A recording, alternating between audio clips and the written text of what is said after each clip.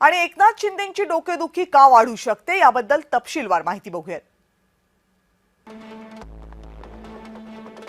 मुंबईमध्ये जवळपास 100 वॉर्ड्स आहेत जिथं मराठी मतं ही निर्णायक ठरणार आहेत।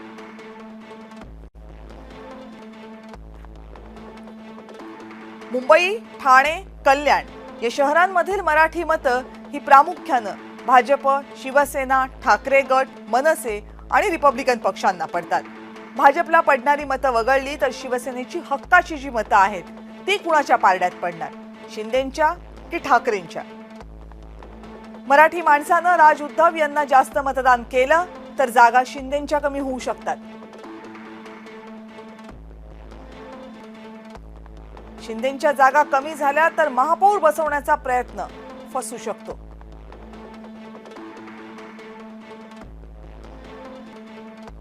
पीएमसी, टीएमसी इथं शिंदे कमी पडले तर महायुतीमध्ये शिंदेंचं वजनही कमी होण्याची शक्यता आहे।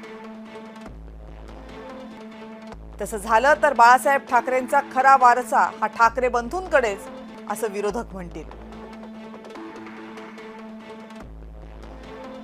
परिणामी मुंबई पट्ट्यामध्ये आपलं स्थान जास्त घट्ट करणं हे शिंदेंना जड जाऊ शकतं।